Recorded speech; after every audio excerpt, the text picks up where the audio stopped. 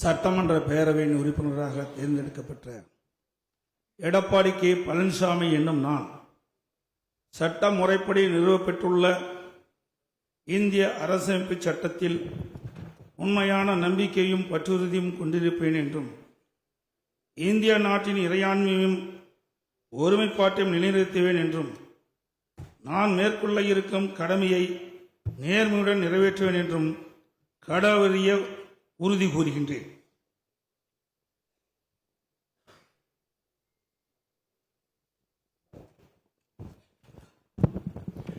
மாண்புமிகு திரு ஓ பன்னீர்செல்வம்.